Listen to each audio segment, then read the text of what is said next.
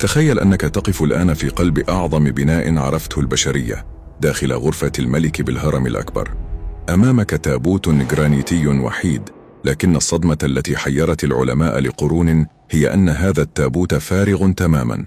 لا وجود لمومياء الملك خوفو ولا أثر لثرواته الأسطورية. والسؤال الذي يطرح نفسه بقوة: هل دخل اللصوص حقا وسرقوا كل شيء؟ أم أن الهرم لم يكن مقبرة منذ البداية؟ هذا التابوت ليس مجرد صندوق حجري، بل هو لغز هندسي يتحدى قوانين الفيزياء. لقد نحت من قطعة واحدة من الجرانيت الوردي الصلب، وهو معدن لا يمكن قطعه إلا بمناشير مرصعة بالألماس. الغريب أن حجم التابوت أكبر من ممرات الهرم الضيقة، مما يعني أن الهرم بني حول التابوت. فلماذا كل هذا العناء من أجل تابوت فارغ وبلا غطاء؟ العلماء المتخصصون في الفيزياء الصوتية اكتشفوا سرا مرعبا. فغرفة الملك ليست غرفة دفن، بل هي غرفة رنين. الجرانيت يحتوي على مادة الكوارتز الموصلة للكهرباء، والتابوت الفارغ يقع في النقطة المركزية للاهتزازات المغناطيسية للهرم. البعض يعتقد أن الهرم كان يعمل كمحطة طاقة لاسلكية عملاقة، والتابوت كان القلب النابض الذي يجمع طاقة الأرض ويرسلها إلى السماء. في عام 2017 صدم العالم بنتائج مسح الميونات الكونية التي كشفت عن وجود فراغ هائل يقع مباشرة فوق المعرض الكبير. هذا التجويف السري لم يطأه بشر منذ آلاف السنين. هل هذا هو المكان الحقيقي الذي ينام فيه خوفو؟ أم أن هذا الفراغ هو جزء من ماكينة زمنية معقدة لم نفهم آلية عملها بعد؟ وربما تكون هي المفتاح لكل شيء. عندما أرسل العلماء روبوتا صغيرا داخل فتحات التهوية الضيقة، وصل إلى باب حجري غامض مزود بمقابض نحاسية. النحاس ناقل جيد للكهرباء، فماذا تفعل المقابض في نفق لا يتسع لمرور إنسان؟ بعد حفر ثقب صغير اكتشفوا بابا ثانيا خلفه. هذا الإصرار العجيب على الإغلاق يوحي بأن ما يوجد خلف هذه الأبواب ليس جثة، بل هو سر تقني خطير. هناك نظرية مجنونة تقول إن التابوت الفارغ كان قاعدة شحن لشيء ما. الفراعنة تحدثوا عن سفن الملايين من السنين التي تسافر عبر السماء. هل من الممكن أن التابوت كان يحوي محركا أو كبسولة انطلقت من هذا المكان، تاركة الهرم كشاهد حجري صامت؟ هذا يفسر آثار الاحتراق البسيطة التي وجدت على بعض جدران الغرفة، وكأن انفجارا طاقيا حدث هنا. في عام 1799 طلب نابليون بونابرت أن يترك وحيدا داخل غرفة الملك لليلة كاملة. عندما خرج في الصباح كان وجهه شاحبا كالموتى ويرتجف من الرعب، وعندما سألوه عمن رأى رفض الكلام وقال جملته الشهيرة: حتى لو أخبرتكم لن تصدقوني. هل رأى نابليون ماضي البشرية، أم أن التابوت الفارغ عرض له مستقبله المأساوي في نفي بعيد؟ الهرم الأكبر ليس بناء عشوائيا، بل هو مضبوط على تردد الأرض. التابوت الفارغ يعمل كشوكة رنين عملاقة. إذا أصدرت صوتا معينا داخله ستشعر أن جدران الهرم بالكامل تهتز معك.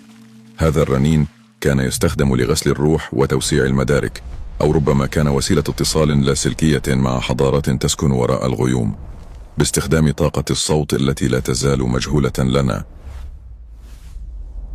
في جميع المقابر المصرية التابوت والغطاء هما قطعة واحدة من الأمان، لكن تابوت خوفو بلا غطاء. أين ذهب الغطاء الذي يزن أطنانا؟ هل تم تهريبه أم أنه لم يصنع أصلا؟ بعض الباحثين يزعمون أن الغطاء كان مصنوعا من مادة شفافة أو بلورية سرقت في عصور قديمة نظرا لقيمتها العلمية أو السحرية، مما جعل التابوت يبدو فارغا ومفتوحا للأبد. الأسرار لا تنتهي هنا، فما خفي تحت رمال الجيزة أعظم بكثير.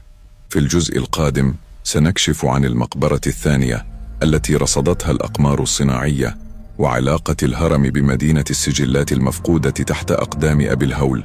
استعدوا، فالحقيقة على وشك أن تنفجر، وما ستعرفونه سيغير نظرتكم للأبد تجاه التاريخ الذي ظننتم أنكم تعرفونه. ابقوا معنا، فالأدرينالين بدأ للتو. لماذا مات كل من حاول المكوث طويلا داخل غرفة التابوت في البدايات؟ الحقيقة ليست لعنة، بل هي فيزياء نووية.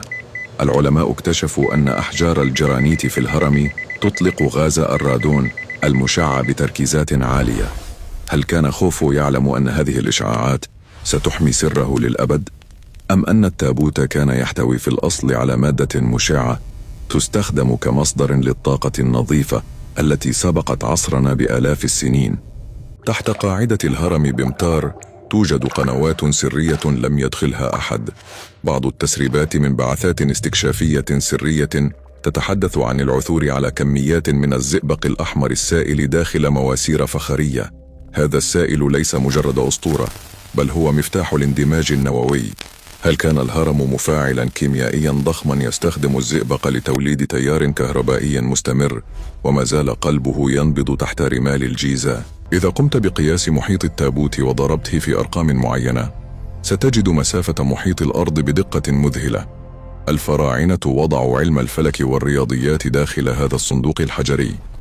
الهرم ليس مجرد بناء، بل هو ساعة زمن كونية.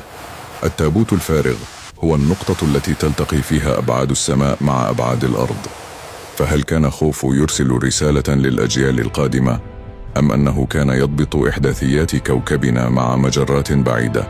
في تجربة شهيرة وجد أن درجات الحرارة داخل غرفة التابوت ثابتة تماما عند 20 درجة مئوية مهما كانت حرارة الصحراء في الخارج. الهرم يعمل بنظام تكييف مركزي ذاتي. التابوت الفارغ يقع في أبرد نقطة وأكثرها سكونا. هذا الاستقرار الحراري ضروري جدا لحفظ الأجهزة الحساسة أو الأنسجة الحيوية. فهل كان هناك شيء حي داخل التابوت يحتاج لهذه الظروف الدقيقة ليبقى خالدا؟ المؤرخ هيرودوت ذكر أن جثمان خوفو مدفون في جزيرة تحيط بها مياه النيل تحت الهرم. لسنوات طويلة كذب العلماء هذه القصة، حتى اكتشفوا بئر أوزيريس العميق، مياه جوفية نقية تجري في أعماق الهضبة، وهناك أنفاق غارقة لم تصلها الغواصات بعد. هل التابوت الذي نراه في الأعلى هو مجرد خدعة بصرية، بينما الملك ينام في هدوء تحت مجرى الماء القديم؟ تشير بعض الدراسات المجهرية إلى أن جدران غرفة التابوت كانت مغطاة بطبقة رقيقة جدا من الذهب أو الفضة، لم تكن للزينة بل للعمل كعازل كهرومغناطيسي. التابوت كان داخل قفص فاراداي عملاق. عندما سرقت هذه الطبقات المعدنية عبر العصور، تعطل نظام الطاقة في الهرم وأصبح مجرد بناء صامت. نحن اليوم نحاول تشغيل كمبيوتر عملاق سرقت منه كل أسلاك التوصيل. إذا نظرت بدقة لزوايا التابوت ستجد آثار ثقوب حفر دائرية بعمق مذهل. المهندس البريطاني كريستوفر دان أثبت أن معدل اختراق هذه الحفارات للجرانيت أسرع ب500 مرة من أي معدة حديثة. هذا يعني أن الفراعنة استخدموا تقنيات الموجات فوق الصوتية لتليين الحجر وقطعه كالزبدة. التابوت ليس نتاج أزاميل نحاسية، بل هو تحفة ناتجة عن مصنع تكنولوجي مفقود. فتحات التهوية في غرفة الملك ليست للتنفس، فهي موجهة بدقة جراحية نحو نجوم حزام أوريون. التابوت الفارغ هو جهاز إرسال. في لحظة معينة من العام يسقط ضوء النجوم مباشرة عبر النفق ليصطدم بقلب التابوت. هذا التصادم الضوئي كان يفتح بوابة نجمية أو يرسل إشارة كونية تخبر الساكنين خلف المجرة أن مهمة الأرض قد اكتملت. البعض يقول إن التابوت كان مملوءا بمسحوق الذهب الأبيض أو ما يعرف بالأورموس. هذه المادة الأسطورية يقال إنها تمنح القدرة على الطيران وتمديد العمر وتنشيط الDNA. هل كان خوفو يستخدم التابوت كجهاز تجديد بيولوجي؟ هذا يفسر لماذا لم نجد جثة، لأن جسد الملك تحول إلى طاقة نورانية غادرت الهيكل المادي، تاركة التابوت شاهدا على عبور الإنسان للموت. وصلنا الآن إلى منتصف الطريق، والألغاز تصبح أكثر خطورة. في الفقرات القادمة سنكشف عن المخطوطات الممنوعة التي تتحدث عن لقاء خوفو بكائنات من وراء النجوم، وكيف تم إخفاء الأجهزة الأصلية للهرم في مكان لا يخطر على بال بشر. ابق معنا، فما ستسمعه الآن سيزلزل قناعاتك التاريخية بالكامل، ويفتح لك أبوابا لم تكن تتخيل وجودها. تشير بعض النصوص الهيروغليفية الغامضة في متون الأهرام إلى النزول العظيم لكائنات تدعى النيتير، والذين أتوا من حزام أوريون ليعلموا خوفو أسرار الكون. اللقاء لم يكن خيالا، بل تم داخل غرفة الملك، حيث استخدم التابوت كنقطة اتصال بين بعدين. يقال إن خوفو لم يتلقى أوامر بناء الهرم من مهندسيه، بل من كائنات من وراء النجوم أرادت ترك أثر تكنولوجي يربط الأرض بالسماء للأبد. هذا اللقاء منح خوفو الشيفرة المقدسة للسيطرة على الجاذبية والزمن، وهو ما يفسر اختفاء جثته تماما. الكائنات النجمية لم تأخذ معها الذهب، بل أخذت الوعي الملكي لخوفو عبر قناة طاقية فتحها التابوت في لحظة اصطفاف النجوم.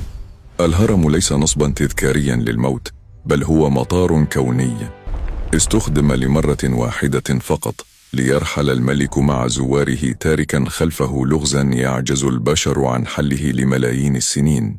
في النهاية يبقى هرم خوفو وتابوته الفارغ أكبر تحد للعقل البشري. نحن لا ننظر إلى مجرد حجارة، بل ننظر إلى رسالة من النجوم لم تقرأ بعد. هل كان خوفو إلها أم عالما أم مسافرا عبر المجرات؟ الإجابة لا تزال مدفونة في صمت الجرانيت وظلام السراديب. شكرا لمتابعتكم هذه الرحلة الغامضة، ولا تنسوا أن الحقيقة قد تكون أقرب إليكم مما تتخيلون، تحت أقدامكم في قلب الجيزة. إلى اللقاء.